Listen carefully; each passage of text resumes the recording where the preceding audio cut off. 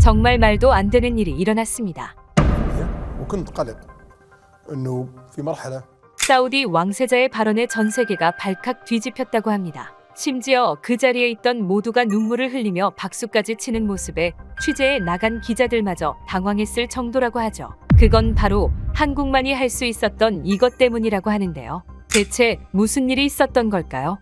안녕하세요. 저는 자이드라고 합니다. 사우디의 사막마을에서 어릴 때부터 거주해왔죠. 삶의 터전이자 저에게 편안함을 주던 우리 마을에 지금 남은 건 절망뿐입니다. 왜냐고요? 최근 마지막 오아시스마저 말라버렸거든요. 매일같이 목이 너무 말랐어요. 혀는 부어올라 말하기조차 힘들고 입안은 마치 사막 같았습니다. 마지막으로 제대로 물을 마신 게 언제였는지 기억조차 희미해졌죠. 오아시스에 도착하자 우리 앞에 펼쳐진 광경은 너무나 잔인했어요. 바닥에는 갈라진 흙과 먼지만 남아있었죠. 생명의 흔적은 온데간데 없었어요. 그럼에도 아버지는 떨리는 손으로 삽을 들고 더 깊이 파기 시작했습니다. 손에서는 피가 흐르고 있었지만 개의치 않으셨어요. 저도 옆에서 손으로 흙을 파냈죠. 손톱은 이미 다 부러지고 손가락에서 피가 흘렀지만 갈증의 고통이 더 컸으니까요. 하지만 2시간이 지나도 변한 건 없었어요. 결국 아버지는 기력을 잃고 무릎을 꿇었습니다. 그리고 처음으로 제 앞에서 눈물을 흘리셨죠. 모든 게 끝났구나. 집으로 돌아가는 길은 죽음의 행진 같았어요. 애써 마을에 들어서자 마치 유령 마을처럼 텅 빈 집들이 우리를 맞이했습니다. 10집 중 9은 이미 비어 있었으니까요. 집 안으로 들어서자 어머니 파티마가 바닥에 누워 있었어요. 살아있는지 죽어있는지 구분하기 힘들 정도로 움직임이 없었습니다. 피부는 종이처럼 말라 있었고 숨소리는 거의 들리지 않았어요. 아버지는 모든 힘을 다해 주머니에서 작은 물병을 꺼냈습니다. 제가 모르는 사이 어딘가에 숨겨두었던 마지막 희망이었죠. 이것이 정말 마지막이다. 아버지는 떨리는 손으로 어머니의 입술에 물을 조금씩 묻혀주었어요. 어머니는 간신히 물을 삼키려 했지만 너무 약해져 있었습니다. 어머니의 숨소리가 점점 희미해졌습니다. 우리 가족 3명은 이렇게 서로를 붙잡은 채 마지막 밤을 보내고 있었습니다. 물론 그때는 알지 못했습니다. 곧 제 인생을 완전히 뒤바꿀 사건이 일어날 거란 사실을 말이죠. 어느 날 저 멀리 마을 입구에서 먼지가 일었어요. 그러더니 먼지구름 속에서 여러 대의 차량이 나타났습니다. 처음에는 또 다른 정부 관계자들이 마을 사람들에게 떠나라고 강요하러 온 줄 알았어요. 하지만 가까이 다가오자 차량들의 모습이 달랐죠. 크고 무거운 장비를 실은 트럭들이었습니다. 마을 광장에 도착한 차량들에서 정장을 입은 사람들과 작업복을 입은 낯선 이들이 내렸습니다. 그리고 그들의 얼굴을 보자마자 저는 표정을 찡그렸습니다. 동양인들이었죠. 순간 온몸에 소름이 돋았어요. 몇 년 전 우리 마을에 왔던 중국인 관광객들이 생각났습니다. 그들은 우리 마을의 가난한 모습을 카메라로 찍고 비웃었죠. 심지어 물이 귀한 우리 마을에서 물을 낭비하고 떠날 때는 몇몇 집의 귀중품도 훔쳐갔었어요. 그 이후로 저는 아시아인들을 보면 본능적으로 경계하게 되었습니다. 저는 무의식적으로 주머니 속에 작은 부적을 꽉 쥐었어요. 아버지도 저와 같은 생각이었는지 제 어깨를 강하게 붙잡았습니다. 낯선 이들의 미소 뒤에 숨겨진 의도가 무엇일지 고민하며 저는 한 발짝 뒤로 물러섰어요. 사우디 정부 관계자로 보이는 사람이 앞으로 나서서 이들이 한국에서 온 기술진이며 마을에 물을 공급하기 위해 왔다고 알렸습니다.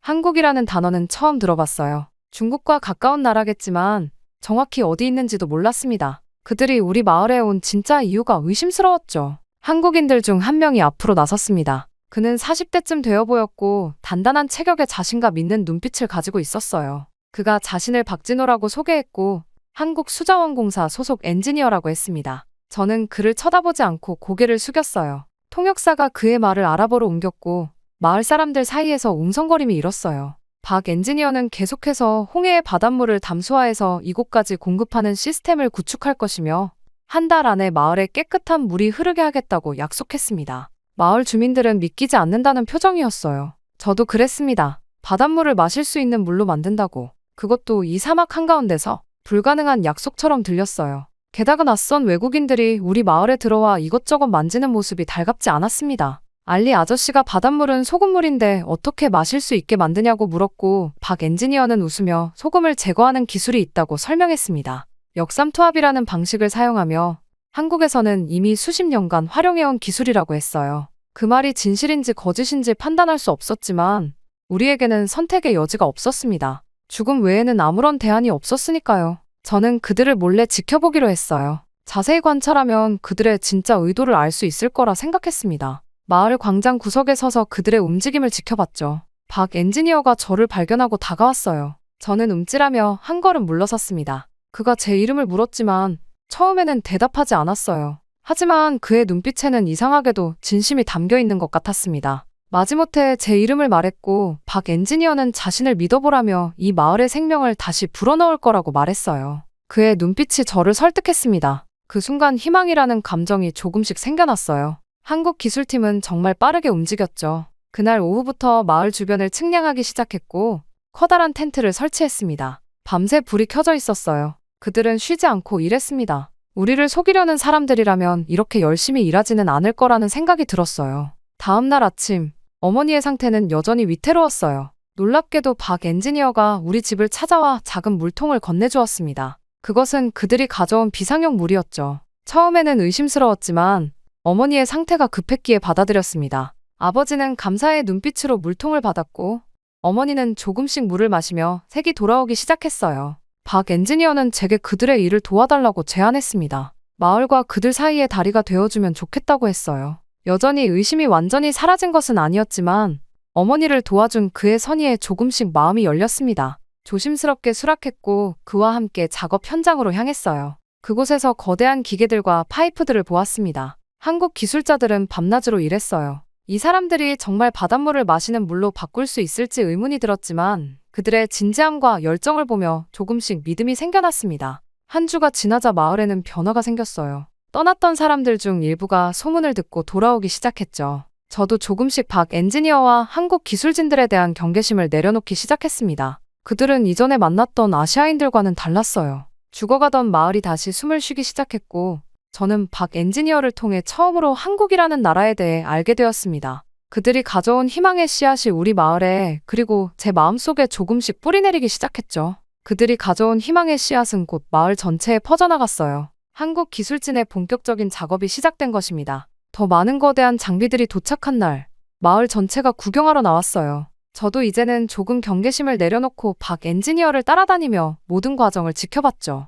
한국인들은 커다란 지도를 펼쳐놓고 홍해에서부터 우리 마을까지 이어지는 선을 굵게 그었습니다. 무려 80km에 달하는 거리였어요. 이곳에 역삼투압 정수 플랜트를 설치하고 이 라인을 따라 파이프를 묻을 겁니다. 박 엔지니어의 설명을 들으며 제 눈이 커졌어요. 홍해의 바닷물을 정수해서 이곳까지 보낸다니 상상도 할 수 없는 계획이었습니다. 마을 사람들도 여전히 의심의 눈초리를 보냈죠. 누군가 작게 중얼거렸어요. 이게 진짜 가능하긴 한 거야? 다음 날 커다란 트럭들이 마을 외곽에 도착했습니다. 트럭에서 내려진 것은 제가 본 중에 가장 거대한 파이프였어요. 어른 한 명이 들어갈 수 있을 만큼 큰 크기였죠. 또 다른 트럭에서는 복잡하게 생긴 필터 장비들이 내려졌습니다. 모든 것이 신기했어요. 한국 기술자들은 쉬지 않고 일했습니다. 24시간 교대로 작업이 진행되었어요. 낮에는 뜨거운 태양 아래서 밤에는 차가운 사막 밤공기 속에서도 작업은 계속됐죠. 저는 밤낮으로 그들을 관찰했어요. 그들의 열정과 노력이 진심으로 느껴졌습니다.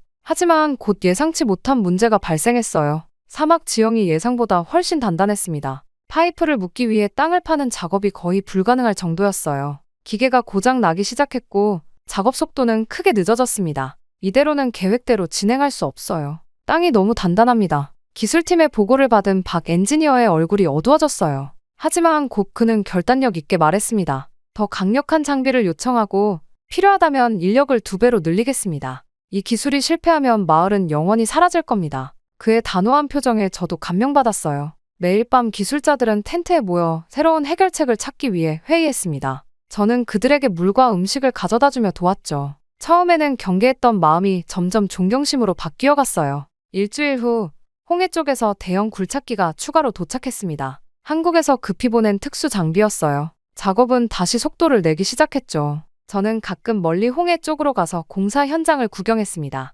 그곳에는 거대한 정수 플랜트가 세워지고 있었어요. 복잡한 기계들과 컴퓨터 장비들이 설치되었죠. 이게 바로 역삼투압 필터야. 바닷물에서 소금을 분리해 마실 수 있는 물로 바꿔주는 핵심 기술이지. 박 엔지니어가 설명해 주었지만 너무 복잡해서 이해하기 어려웠어요. 다만 그들이 불가능해 보이는 일에 도전하고 있다는 것은 분명했습니다. 작업이 한 달째 접어들었을 때 마을 분위기가 바뀌기 시작했어요. 처음에 의심했던 사람들도 이제는 매일 공사 현장을 찾아와 진행 상황을 물었습니다. 마을 청년들 중 몇몇은 자원해서 한국 기술자들의 일을 돕기 시작했어요. 저도 매일 통역과 간단한 작업을 도우며 그들과 가까워졌습니다.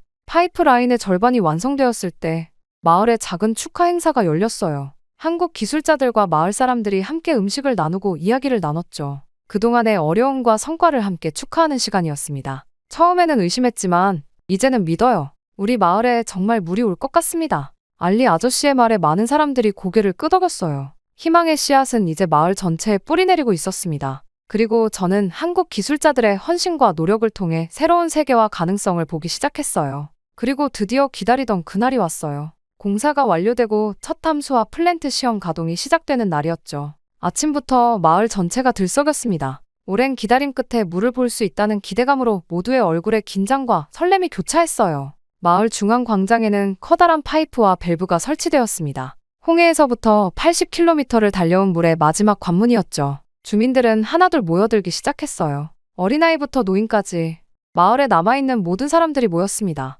오랫동안 마을을 떠났던 사람들도 이 순간을 보기 위해 돌아왔어요. 한국 기술진들은 마지막 점검을 하느라 분주했습니다. 박 엔지니어는 무전기로 홍해 쪽 정수 플랜트와 계속 연락을 주고받고 있었어요. 저는 그의 옆에 서서 모든 과정을 지켜보고 있었죠. 심장이 빠르게 뛰었어요. 자이드, 이리 와봐. 박 엔지니어가 저를 불렀습니다. 긴장한 채 그에게 다가갔어요. 그는 따뜻한 미소를 지으며 말했죠. 내가 첫 번째 밸브를 돌리는 역할을 맡아주었으면 해. 내 마을의 새로운 역사를 내 손으로 시작하는 거야. 놀랍게도 제게 그런 중요한 역할을 맡긴다는 사실에 가슴이 뛰었습니다. 두려움과 설렘이 교차했어요. 박 엔지니어는 제 어깨를 꽉 잡았죠. 그의 눈빛에는 확신이 가득했습니다. 준비됐어요? 그가 물었어요. 고개를 끄덕였지만 사실 전혀 준비되지 않았습니다. 만약 물이 나오지 않는다면? 모든 노력이 실패로 돌아간다면? 마지막 희망마저 사라진다면? 온갖 두려운 생각들이 제 머릿속을 스쳐 지나갔어요. 박 엔지니어는 홍해 쪽 팀에게 신호를 보냈습니다. 시작하세요. 이제 저의 차례였어요. 커다란 빨간색 밸브 앞에 섰죠. 주변이 갑자기 조용해졌습니다. 마을 사람들이 숨을 죽이고 지켜보고 있었어요. 아버지도 앞줄에 서서 응원하는 눈빛을 보냈습니다. 어머니는 아직 몸이 약해 집에 계셨지만 이 순간을 위해 기도하고 있을 거예요. 떨리는 손으로 밸브에 손을 얹었습니다. 차가운 금속 감촉이 전해졌어요. 심호흡을 하고 온 힘을 다해 밸브를 돌렸죠. 처음에는 잘 돌아가지 않았지만 점점 움직이기 시작했습니다. 쉭! 처음에는 공기만 새어나왔어요. 모두가 숨을 죽인 채 파이프를 바라보고 있었죠. 몇 초가 지나도 변화가 없었습니다. 제 심장이 더 빠르게 뛰기 시작했어요. 실패했나? 그런 생각이 들자 가슴이 무너져 내렸습니다. 그때였어요. 갑자기 파이프에서 진동이 느껴졌고 이어서 콸콸 소리와 함께 맑은 물줄기가 쏟아지기 시작했습니다. 처음에는 흙탕물이 섞여 나왔지만 곧 완전히 맑고 깨끗한 물이 쏟아졌어요. 물이다. 물이 나온다. 누군가 외쳤습니다. 광장에 있던 모든 사람들이 환호성을 질렀어요. 여기저기서 감격에 눈물을 흘리는 사람들이 보였습니다. 서로를 껴안고 뛰어다니고 기쁨에 춤을 추는 사람들로 광장은 축제 분위기가 되었어요. 알리 아저씨는 무릎을 꿇고 땅에 흐르는 물을 손으로 만지며 울음을 터뜨렸습니다. 어린아이들은 물줄기 아래로 뛰어들어 환호했어요. 그들 중 일부는 생애 처음으로 흐르는 물을 보는 것이었죠. 저도 믿기지 않았습니다. 손을 물줄기 아래 넣어보았어요. 차갑고 깨끗한 물이 제 손가락 사이로 흘러내렸죠. 기적이었습니다. 정말 기적이에요. 한국 기술자들이 불가능을 가능으로 만들었습니다. 박 엔지니어와 한국 기술자들도 기쁨을 감추지 못했어요. 그들의 얼굴에는 피로가 가득했지만 성취감으로 빛나고 있었습니다. 여러 달 동안의 힘든 작업이 마침내 결실을 맺은 순간이었죠. 우리가 해냈어요. 저는 박 엔지니어에게 달려가 소리쳤어요. 그는 웃으며 고개를 끄덕였습니다. 내가 해냈어, 자이드. 내 손으로 마을의 생명을 불어넣었어. 희망이 물처럼 우리 모두의 가슴속에 흘러넘친 그날 이후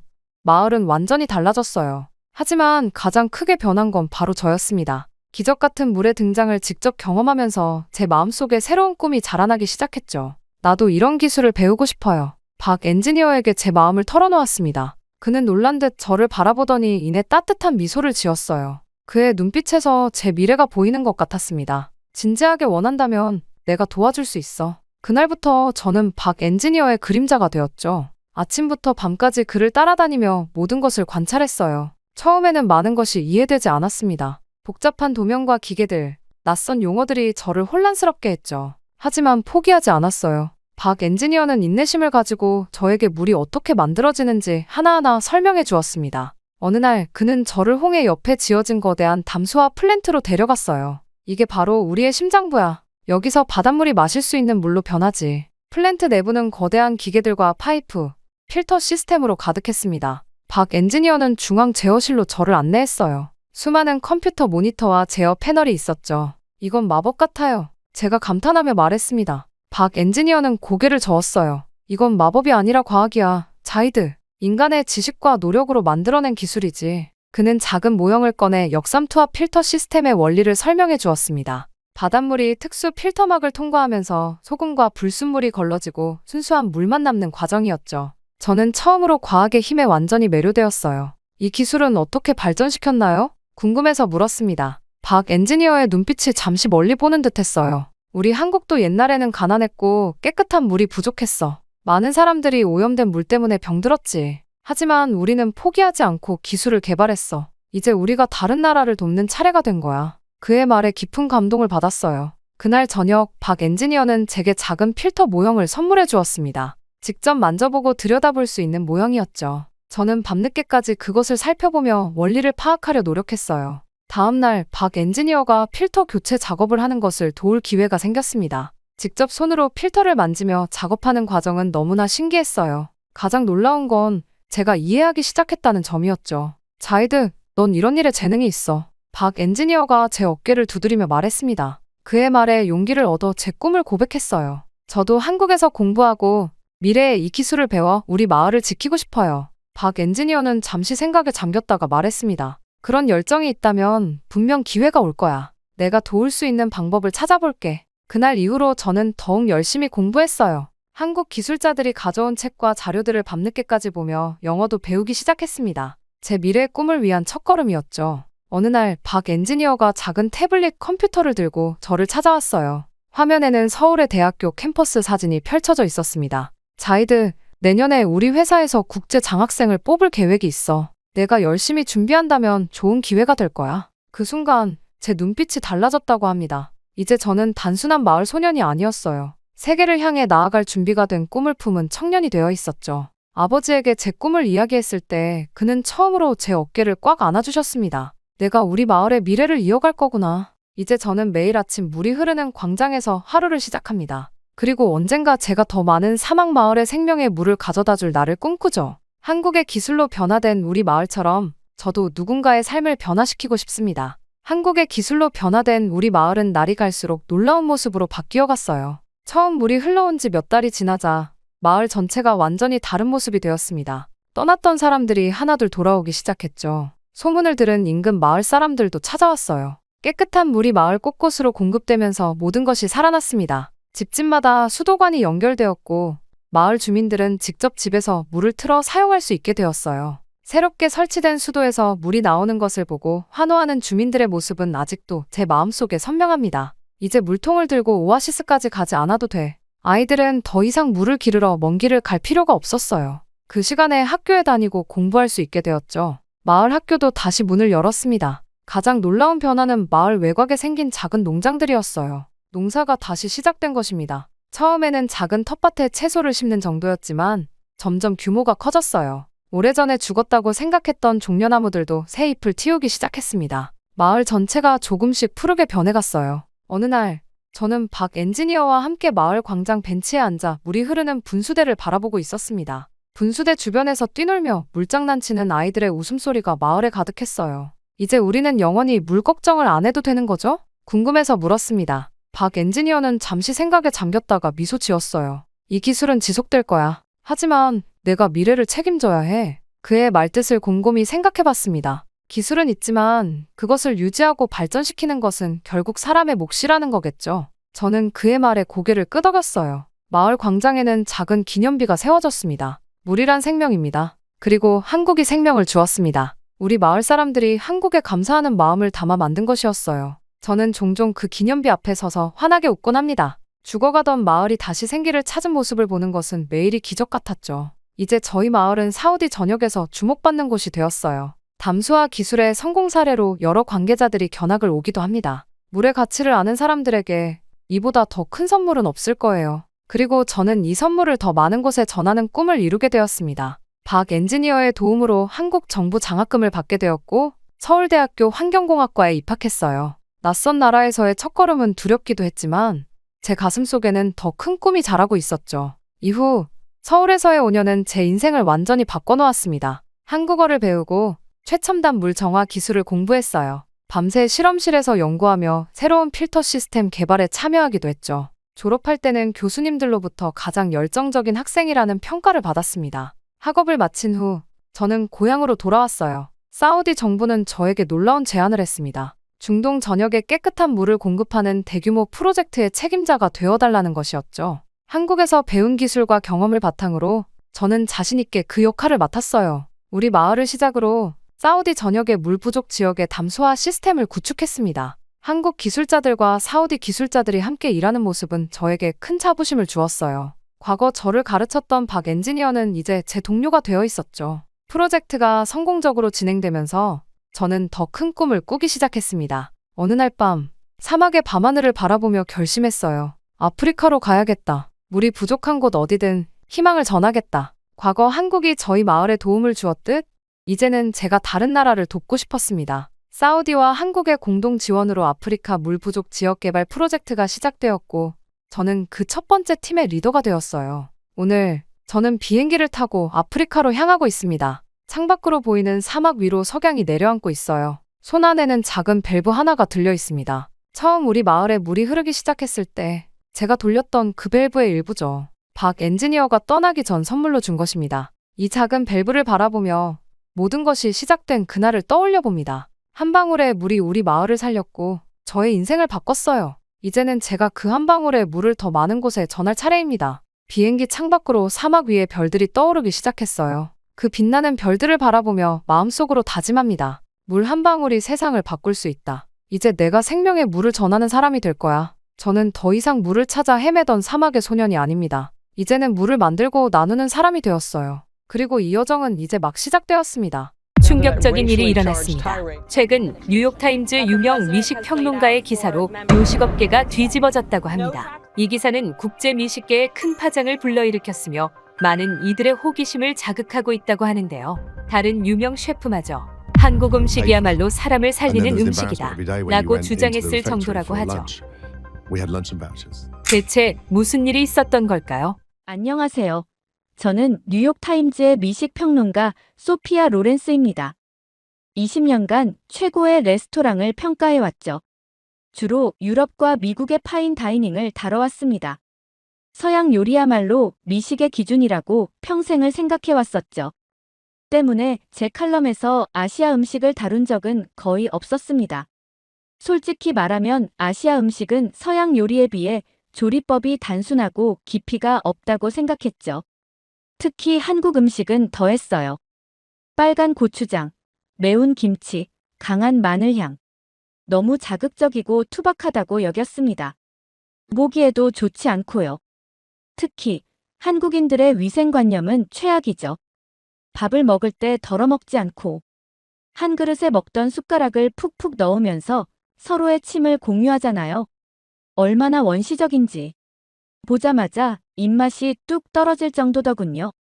게다가 한국 사람들이 지나갈 때 나는 마늘 냄새만 봐도 알 수 있어요. 마늘 없이는 절대 음식을 못하겠구나 라고 말이죠. 반면 파리의 미쉐린 3스타 레스토랑에서는 트러플 한 조각을 썰어올 때도 온도와 습도를 체크하죠. 이탈리아 최고급 다이닝에서는 파스타 한 접시를 내오는데도 과학적인 계산이 들어갑니다. 이런 섬세함이야말로 진정한 미식이라고 믿었어요. 물론 그 일이 있기 전까지는 말이죠. 어느 날 저는 충격적인 소식을 듣게 됐습니다. 뉴욕타임즈의 편집장이 아시아 음식 특집을 기획했다는 거예요. 특히 한국 음식에 대한 심층 기사를 제가 맡아달라고 했죠. 당연히 저는 단호하게 거절했습니다. 하지만 편집장의 말은 충격적이었어요. 소피아, 당신의 칼럼이 너무 유럽 중심적이라는 의견이 많아요. 이대로라면 미식평론가 자리를 다른 사람으로 교체해야 할 것 같네요. 요즘 젊은 층은 아시아 음식에 관심이 많거든요. 20년간 쌓아온 제 경력이 무너질 위기였습니다. 편집장의 말은 계속됐어요. 마침 서울의 새로운 모던 한식당에서 초대가 왔어요. 이번 기회에 한국 음식을 제대로 평가해보는 건 어떨까요? 결국 저는 마지못해 수락할 수밖에 없었죠. 한국행 비행기를 타면서도 내내 우울했습니다. 고추장과 마늘 범벅인 음식을 어떻게 평가해야 할지 생각만 해도 끔찍했어요. 마침내 서울에 도착해 호텔에서 잠시 쉰 뒤 예약된 시간에 맞춰 택시를 탔습니다. 창밖으로 화려한 도시의 풍경이 스쳐 지나갔죠. 그나마 다행인 건 모던 한식당이라는 거예요. 전통 한식당이었다면 아예 거절했을 겁니다. 하지만 곧 택시는 제가 예상하지 못한 곳으로 들어섰어요. 번화가에서 멀어져 좁은 골목으로 들어섰습니다. 고급 레스토랑이 있을 법한 지역과는 거리가 멀어 보였죠. 혹시 길을 잘못 아시는 건가요? 제가 물었지만 기사님은 확신에 찬 목소리로 여기가 맞습니다라고 대답하셨어요. 택시에서 내려 주변을 둘러보니 허름한 시장 골목이었습니다. 낡은 간판들, 플라스틱 의자가 놓인 포장마차들. 시장 통로를 지나는데 김치 냄새, 된장 냄새가 코를 찔렀어요. 최악이었죠. 이런 곳에서 기사를 써야 한다니. 핸드폰을 꺼내 지도를 확인하려 했지만 배터리가 방전된 상태였어요. 시간은 이미 늦어 있었고 맞은편에서 오는 택시도 보이지 않았습니다. 골목을 걸으며 한숨을 내쉬었죠. 이 취재가 제 경력의 마지막이 되는 건 아닐까? 불안감이 엄습했어요. 그때였습니다. 코끝을 스치는 향기가 느껴졌어요. 처음 맡아보는 것 같으면서도 묘하게 친숙한 향이었죠. 골목 끝자락에서 조그만 식당을 발견했습니다. 낡은 간판에는 박간의 식당이라고 적혀 있었어요. 최고급 레스토랑만 다니던 제가 이런 허름한 동네 식당에서 저녁을 보내야 한다니. 마지못해 문을 열었죠. 이 취재로 제 경력이 끝날 것 같았습니다. 하지만 그 순간 제가 알던 모든 미식의 기준이 흔들리는 경험이 시작될 줄은 몰랐어요. 문을 열고 들어서는 순간 당황스러웠습니다. 좁은 입구, 오래된 나무 식탁, 낡은 의자들. 제가 평소 평가하던 미쉐린 스타 레스토랑과는 완전히 다른 풍경이었어요. 벽에는 색이 바랜 달력이 걸려 있었고 천장의 형광등은 깜빡거리고 있었죠. 이런 곳에서 어떻게 기사를 써야 하나. 절망감이 밀려왔습니다. 뉴욕의 편집장은 모던 한식당을 기대하고 있을 텐데 동네 식당에 대한 리뷰를 보내면 어떤 반응을 보일까요? 자리에 앉으며 한숨이 절로 나왔어요. 그런데 갑자기 제 눈앞에 놀라운 광경이 펼쳐졌습니다. 주문도 하기 전에 테이블이 순식간에 작은 그릇들로 가득 채워지기 시작했어요. 빨간색, 초록색, 갈색. 각양각색의 반찬들이 마치 물결처럼 밀려 들어왔죠. 이게 다 무슨 음식인가요? 저도 모르게 묻고 말았습니다. 10개가 넘는 작은 그릇들, 그 안에는 제가 한 번도 보지 못한 음식들이 담겨 있었어요. 김치, 나물, 생선조림. 이름도 알 수 없는 반찬들이 테이블 위에서 형형색색 빛나고 있었습니다. 주방에서는 은은한 향기가 새어나왔어요. 된장찌개 특유의 구수한 향, 무언가를 볶는 달콤한 냄새, 은은하게 퍼지는 깊은 향신료의 향. 이상하게도 제 마음을 차분하게 만들었습니다. 이건 분명 제가 알던 레스토랑과는 달랐어요. 화려한 인테리어도 완벽한 테이블 세팅도 없었죠. 하지만 이 수많은 반찬들이 만들어내는 풍경은 왜인지 모르게 따뜻하게 느껴졌습니다. 어서 오세요. 주방에서 중년의 여성분이 나오셨어요. 박 사장님이었죠. 미쉐린 스타 레스토랑의 셰프들처럼 화려한 유니폼이나 포즈는 없었습니다. 대신 수수한 앞치마를 두르고 수줍은 미소를 짓고 계셨어요. 메뉴판을 받아들었는데 이게 무슨 일일까요? 제 손에 익숙한 가죽 바인더도 금박이 새겨진 고급 종이도 없었습니다. 그저 코팅된 일반 메뉴판이었죠. 하지만 그 안에 적힌 메뉴들이 묘하게 저의 시선을 붙잡았어요. 된장찌개, 김치찌개, 제육볶음. 모두 처음 보는 이름들이었습니다. 옆 테이블에서 풍겨오는 향기가 이상하게도 제 호기심을 자극했어요. 특히 된장찌개의 구수한 향이 자꾸만 코끝을 스치더군요. 주문을 하려는데 박 사장님이 저를 유심히 바라보셨습니다. 처음 오신 것 같은데 혹시 외국에서 오셨나요? 제가 고개를 끄덕이자 사장님의 눈빛이 달라졌어요. 그럼 제가 특별히 준비해 드릴게요. 우리 한국 음식의 진짜 맛을 보여드리고 싶네요. 순간 당황스러웠습니다. 최고급 레스토랑에서도 이런 말을 들어본 적이 없었거든요. 보통은 메뉴에 있는 것만 주문할 수 있었죠. 하지만 박 사장님의 눈빛에는 뭔가 특별한 것이 담겨 있었어요. 마치 오랜 친구를 대하듯 따뜻했달까요? 주방으로 들어가시는 박 사장님의 뒷모습을 보며 이상한 기분이 들었어요. 분명 허름한 동네 식당인데 왜 이렇게 마음이 편안해지는 걸까요? 테이블 위에 가득한 반찬들을 바라보며 생각했습니다. 이건 뭔가 다르다. 그리고 곧 제가 상상도 못했던 특별한 순간이 시작되려 하고 있었죠. 그때였습니다. 박 사장님이 제 테이블로 돌아오셨어요. 손님, 주문하시기 전에 우리 집 기본 반찬들부터 드셔보시겠어요? 그 순간 제 귀를 의심했습니다. 주문도 하기 전에 기본 반찬이라고요? 테이블을 가득 채운 이 모든 반찬들이 기본이라니. 잠시만요. 저 아직 메뉴도 보지 않았는데 이 반찬들이 전부 무료인가요? 제가 믿을 수 없다는 듯이 물었습니다. 박 사장님은 당연하다는 듯 웃으며 고개를 끄덕이셨어요. 네, 우리 집에 오신 손님들께 기본으로 드리는 거예요. 순간 미식 평론가로서의 제 머리가 복잡해졌습니다. 이건 말이 안 됐어요. 이렇게 많은 요리를 무료로 제공하면 원가는, 수익성은, 인건비는 어떻게 감당하지? 비즈니스 관점에서 보면 완전히 실패할 수밖에 없는 모델이었죠. 뉴욕에서는 상상도 할 수 없는 일이었습니다. 그곳에서는 빵 하나 더 달라고 해도 추가 요금을 내야 했어요. 감자튀김 한 조각을 더 달라고 해도 $5를 추가로 내야 했죠. 심지어 물 한 잔도 유료인 곳이 대부분이었습니다. 하지만 이곳은 달랐어요.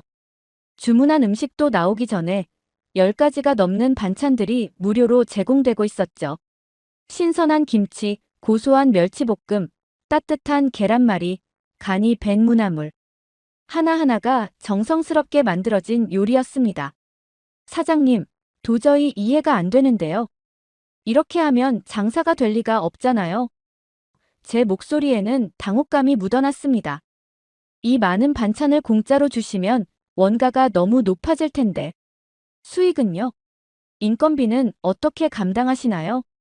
박 사장님은 잠시 생각에 잠기셨다가 나지막한 목소리로 말씀하셨습니다. 음식은 나누는 거예요.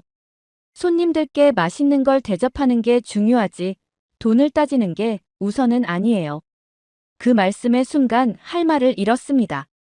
20년간 미식 평론가로 일하면서 저는 항상 음식을 비즈니스의 관점에서 바라봤어요.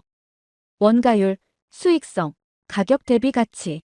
모든 것을 숫자로 평가했죠. 하지만 이건 제가 알던 모든 비즈니스 공식을 완전히 뒤집는 것이었습니다. 손님들이 우리 집에 와서 편하게 식사하시는 게 제일 중요해요. 돈은 그러다 보면 따라오는 거죠. 박 사장님의 말씀은 계속됐습니다. 한국에서는 이렇게 반찬을 푸짐하게 내어주는 게 당연해요. 손님을 가족처럼 대접하는 거니까요. 마치 제 생각을 읽기라도 하신 듯 박 사장님은 김치를 조금 더 떠서 제 앞에 놓으셨어요. 이것 좀 더 드셔보세요. 우리 집에서 직접 담근 거예요.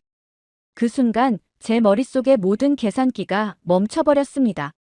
옆 테이블의 손님들도 마찬가지였어요. 반찬이 떨어질 때마다 사장님은 더 드실래요? 라며 새로운 반찬을 가져다 주셨죠. 추가 요금은 당연히 없었습니다.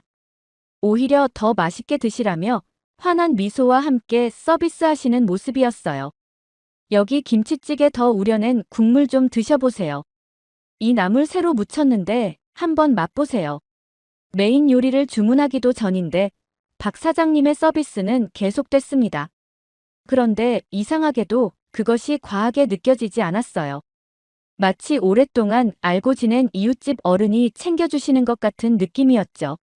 문득 뉴욕의 최고급 레스토랑들이 떠올랐습니다. 그곳의 서비스는 완벽했지만 차가웠어요. 정확하지만 기계적이었죠. 모든 것이 돈과 연결되어 있었고 서비스는 곧 비용이었습니다. 하지만 이곳은 어설프지만 따뜻했어요. 서툴지만 정이 넘쳤죠. 서비스란 무엇일까? 무심코 중얼거렸습니다. 지금까지 저는 서비스가 돈을 지불하는 만큼 받는 것이라 생각했어요. 하지만 이곳에서는 그 생각이 완전히 뒤집혔습니다. 서비스는 따뜻한 마음을 전하는 것. 그게 이곳에서 배우는 첫 번째 깨달음이었죠. 박 사장님은 계속해서 정성껏 음식을 내어주셨어요. 그리고 저는 그때 처음으로 느꼈습니다. 진정한 서비스란 돈으로 살 수 없는 마음을 나누는 것이라는 걸. 그리고 이것은 제가 이 작은 식당에서 받게 될 수많은 충격 중 시작에 불과했습니다. 따뜻한 서비스에 마음이 녹아내리려는 그때였습니다. 문득 유리창 너머로 누군가의 시선이 느껴졌어요. 보니까 한 남자가 식당 앞에 서서 저를 놀란 눈으로 바라보고 있었죠. 피에르 르누아르. 서울에서 미쉐린 3스타 레스토랑을 운영하는 프랑스 셰프였습니다. 곧이어 식당 문이 거칠게 열렸어요. 차가운 바람과 함께 피에르가 들어왔죠. 저와 피에르는 전부터 알고 지낸 사이였습니다. 뉴욕과 파리의 미식계에서 여러 번 만난 적이 있었어요. 그는 완벽주의자로 유명했죠. 요리는 예술이어야 하고 플레이팅은 그림처럼 아름다워야 한다고 늘 주장했습니다. 소피아. 피에르가 걸음을 멈추고 저를 바라봤어요. 여기서 뭐 하는 거야? 내가 잘못 본 게 아니었나 보군. 당신 같은 미식 평론가가 이런 허름한 동네 식당에서 밥을 먹다니. 피에르는 제 테이블로 다가오며 코웃음을 쳤어요. 이게 뭐야? 이렇게 난잡하게 차려진 테이블을. 그의 시선이 테이블 위에 놓인 반찬들을 훑었습니다. 이런 촌스러운 음식을 어떻게 평가할 생각이야? 보세요. 이건 요리가 아니에요. 피에르가 김치가 담긴 그릇을 집어들었습니다. 이렇게 거친 조리법으로 만든 음식을 어떻게 요리라고 부를 수 있죠? 채소를 대충 썰어서 양념에 버무리기만 하면 끝이잖아요. 이런 게 요리입니까? 피에르의 말에 저는 고개를 끄덕일 수밖에 없었어요. 맞는 말이었으니까요. 한국 음식은 프랑스 요리처럼 정교한 기술도 이탈리아 요리처럼 세련된 플레이팅도 없었습니다. 모든 게 투박해 보였죠. 보세요. 이 국물 요리도. 피에르가 된장찌개를 가리켰어요. 그저 재료를 한 냄비에 다 넣고 끓이기만 한 거 아닙니까? 어떤 테크닉이 있나요? 어떤 예술성이 있죠? 그저 감칠맛에만 의존한 촌스러운 음식일 뿐입니다. 사실 저도 같은 생각이었어요. 지금까지 제가 평가해온 기준으로는 이런 음식들이 결코 높은 점수를 받을 수 없었죠. 너무 단순하고 너무 투박하고 너무 기본적이었으니까요. 피에르의 목소리가 점점 커졌어요. 이런 곳이 어떻게 레스토랑이라고 불릴 수 있죠? 최소한의 조리 기술도 없고 플레이팅이라는 건 찾아볼 수도 없고 그릇에 대충 담기만 하면 끝인가요? 그때였습니다. 조용히 주방에서 음식을 준비하시던 박 사장님이 걸어 나오셨어요. 평소의 수줍은 미소 대신 단단한 눈빛으로 피에르를 바라보셨죠. 손님. 박 사장님의 목소리는 조용했지만 단호했습니다. 음식은 사람을 위한 것이지 예술 작품이 아닙니다. 그 한마디에 피에르는 잠시 말을 잃었어요. 저 역시 마찬가지였죠. 지금까지 한 번도 생각해보지 못한 관점이었으니까요. 우리 음식이 예쁘지 않을 수는 있어요. 박 사장님이 계속 말씀하셨습니다. 하지만 이 음식들은 모두 손님들을 생각하며 정성껏 준비한 것들입니다. 예쁜 모양을 내는 것보다 손님들이 맛있게 드시는 게 더 중요하니까요. 피에르는 비웃듯 말했어요. 정성이요? 그게 뭐가 중요합니까? 현대의 미식은 과학이고 예술입니다. 이런 촌스러운 감성으로는 절대 세계적인 레스토랑이 될 수 없어요. 그 말을 들으며 저는 묘한 감정을 느꼈습니다.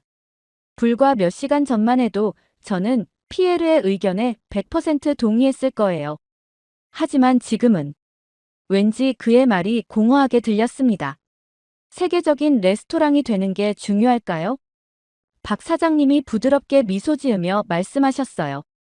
저는 그저 제가 할 수 있는 최선을 다해 음식을 만들고 손님들이 행복하게 드시는 모습을 보는 게 좋을 뿐입니다. 그 순간 저는 깨달았어요. 지금까지 제가 얼마나 편협한 시각으로 음식을 바라보고 있었는지를. 음식은 단순한 예술품이 아니었습니다.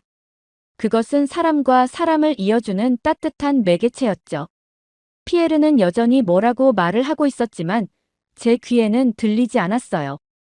대신 주방에서 들려오는 식재료를 손질하는 소리, 솥에서 보글보글 끓는 소리, 그리고 손님들의 정겨운 대화 소리가 음악처럼 들려왔습니다.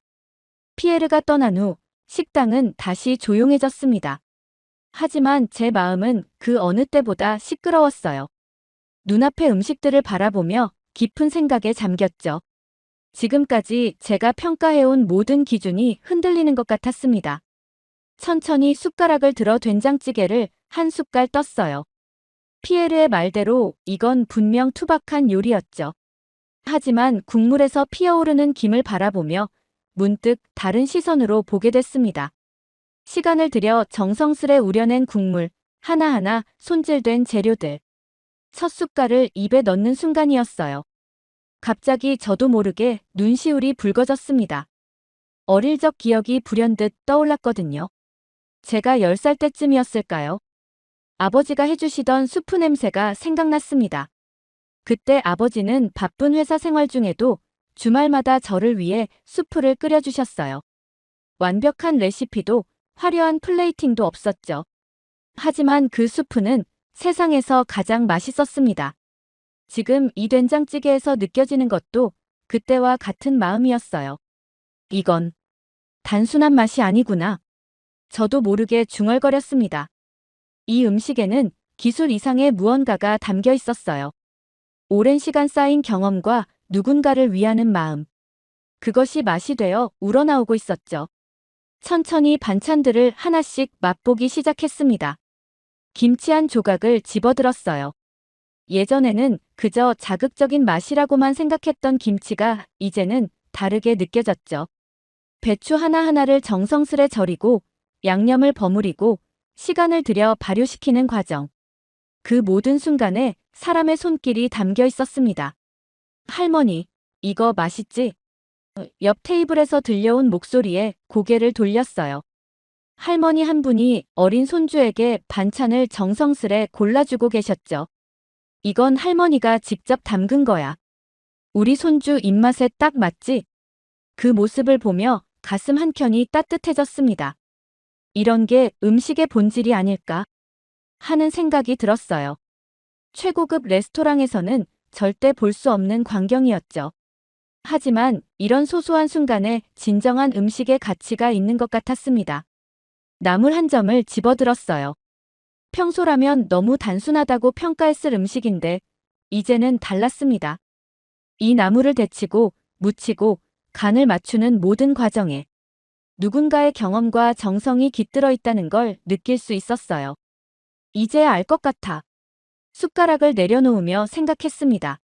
진정한 미식이란 무엇일까요? 그건 완벽한 플레이팅도 최신 조리 기술도 아니었어요. 누군가를 위해 정성껏 준비한 음식, 그 안에 담긴 마음. 그것이야말로 진정한 미식이 아닐까요? 주방에서는 여전히 박 사장님이 바쁘게 움직이고 계셨어요. 그 모습을 보며 미소가 지어졌습니다. 이제야 이해할 수 있었어요. 이곳의 음식이 특별한 이유를. 그건 바로 사람을 위한 요리였기 때문이었죠. 테이블에 놓인 음식들을 다시 한번 둘러봤어요. 이제 이 음식들이 전혀 다르게 보였습니다. 각각의 반찬에는 저마다의 이야기가 있었고 그 이야기 속에는 늘 사람이 있었어요. 음식을 만드는 사람의 정성, 함께 나누는 사람들의 행복. 이런 게 진정한 미식이 아닐까요? 진짜 미식이란 마지막 한 숟갈을 떠먹으며 생각했습니다. 단순한 기술이 아니라 누군가를 위한 요리. 그것이구나. 이 작은 깨달음은 제 인생을 완전히 바꿔놓을 만큼 강렬한 것이었습니다. 깊은 생각에 잠겨있던 그때 다시 한번 식당 문이 열렸습니다. 피에르가 돌아온 거예요. 하지만 이번에는 뭔가 달랐습니다. 그의 뒤로 몇몇 사람들이 더 따라 들어왔어요. 아마도 그의 레스토랑 직원들인 것 같았죠. 여러분, 피에르가 큰 소리로 말했습니다. 보세요. 이런 곳이 서울의 맛집이라고 불린다니 말이 됩니까? 이런 식당은 절대로 세계적인 레스토랑이 될 수 없어요. 이건 그저 동네 밥집일 뿐입니다. 그의 목소리에는 여전히 거만함이 가득했어요. 보세요. 이 그릇들, 이 테이블 세팅, 이 조리법들. 전부 시대에 뒤떨어진 것들이에요. 미식의 세계는 이미 훨씬 더 발전했다고요. 순간 식당 안이 조용해졌습니다. 하지만 그때 구석자리에 앉아 계시던 할아버지 한 분이 천천히 자리에서 일어나셨어요. 젊은이, 잠깐 이야기 좀 할까요?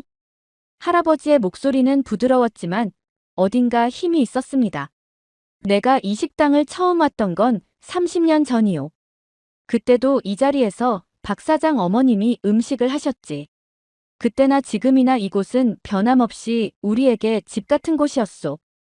다른 손님들도 하나둘 이야기를 시작했어요. 맞아요. 저는 이곳에서 첫 데이트를 했었죠. 저희 아이들도 이제 이곳 음식을 먹고 자랐어요. 힘들 때마다 이곳에 와서 위로받곤 했죠. 그때였습니다. 창가에 앉아있던 중년의 신사가 조용히 말씀하셨어요. 진짜 미식은 기술이 아니라 사람의 따뜻한 마음에서 시작됩니다. 당신의 레스토랑은 훌륭하겠지만 이곳에는 당신의 레스토랑에는 없는 것이 있어요. 바로 추억과 정이죠. 피에르의 얼굴이 붉어졌습니다. 세계적인 미쉐린 셰프인 자신의 말이 이런 평범한 손님들의 이야기에 부정당하는 상황에 그의 자존심은 완전히 무너진 듯 했어요. 그의 손이 떨리고 있었습니다. 평생 쌓아온 미식에 대한 신념이 흔들린 거겠죠. 주변을 둘러보니 모든 손님들의 얼굴에는 따뜻한 미소가 있었고 그들의 눈빛에는 이 식당에 대한 흔들림 없는 애정이 가득했어요. 그 진심 어린 눈빛들 앞에서 피에르의 거만함은 산산이 부서져 버렸습니다. 저는 그제야 보았어요. 이 작은 식당이 가진 진정한 가치를. 미쉐린 스타나 세계적인 명성은 없을지 모르지만 이곳에는 그보다 더 소중한 것이 있었죠. 사람들의 마음속에 깊이 새겨진 추억과 그리움, 그리고 따뜻함. 피에르는 고개를 푹 숙인 채 식당을 나갔어요. 화려한 셰프 복장이 무색하게 그의 어깨는 한없이 처져 있었습니다. 자신의 레스토랑에서는 결코 만들어낼 수 없는 이 특별한 가치 앞에서 그는 완전한 패배를 인정할 수밖에 없었나 봅니다. 그가 떠나자 식당은 다시 평화로운 분위기를 되찾았습니다. 오히려 방금 전의 일로 인해 손님들 사이의 유대감은 더욱 깊어진 것 같았어요. 우리 집사람이 해주던 된장찌개 맛이 나요. 한 할아버지가 옆자리 손님과 이야기를 나누셨습니다. 저는 어머니가 생각나네요. 다른 손님이 대답했죠. 식당 안은 추억과 이야기로 가득 찼어요. 그들의 대화를 들으며 저는 생각했습니다. 진정한 음식의 가치는 무엇일까? 그건 어쩌면 사람들의 마음속에 자리 잡은 따뜻한 기억, 그리고 그 기억을 함께 나누는 시간이 아닐까요? 박 사장님은 여전히 묵묵히 주방에서 음식을 만들고 계셨어요.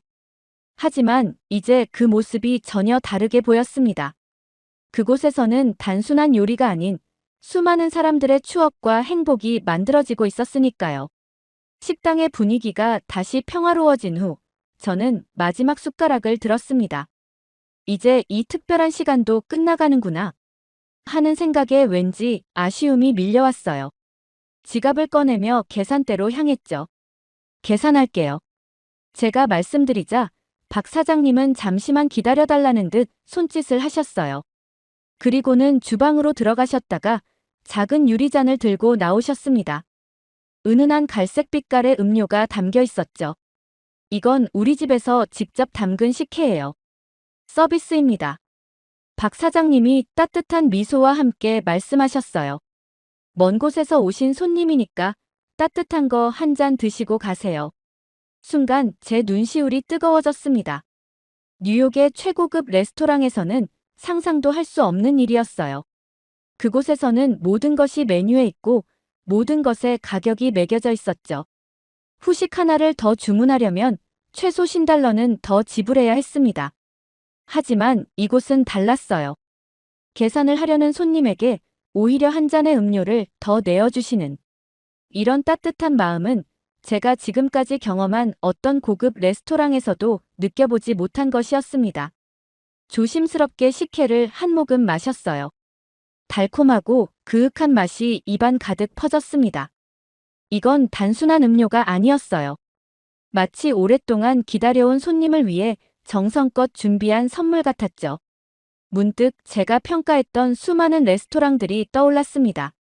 화려한 인테리어, 값비싼 식기들, 완벽한 플레이팅. 하지만 그 어느 곳에서도 이런 감동은 없었어요. 기술적으로는 완벽했을지 몰라도 가슴을 따뜻하게 하는 순간은 없었죠. 정말 맛있네요. 제가 말씀드리자 박 사장님은 수줍게 웃으셨어요. 우리 어머님이 가르쳐 주신 방법대로 만든 거예요. 쌀을 불리는 시간부터 엿기름을 넣는 양까지 다 손맛으로 하는 거죠.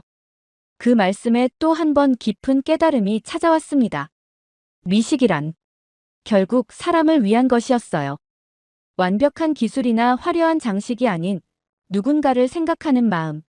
그것이 진정한 미식의 본질이었던 거죠. 식혜 잔을 내려놓으며 주변을 둘러보았습니다. 낡은 식탁, 오래된 의자들. 하지만 이제 이 모든 것이 아름답게 보였어요. 이곳에는 값비싼 장식품은 없었지만 그 어떤 장식품보다 더 귀중한 것이 있었으니까요. 바로 사람을 위하는 진심이었습니다. 얼마인가요? 제가 다시 한번 물었어요. 박 사장님이 계산서를 내밀어 주셨죠. 뉴욕의 최고급 레스토랑 한 코스 가격의 10분의 1도 안 되는 금액이었습니다. 하지만 제가 이곳에서 얻은 것은 그 어떤 값비싼 코스 요리에서도 얻지 못했던 것이었어요. 지갑에서 카드를 꺼내며 생각했습니다. 미식 평론가로서 20년. 저는 줄곧 완벽한 기술과 정교한 플레이팅을 찾아다녔어요. 하지만 진정한 미식은 그런 게 아니었습니다. 그것은 바로 사람을 위한 따뜻한 마음이었어요. 계산을 마치고 자리에서 일어났습니다.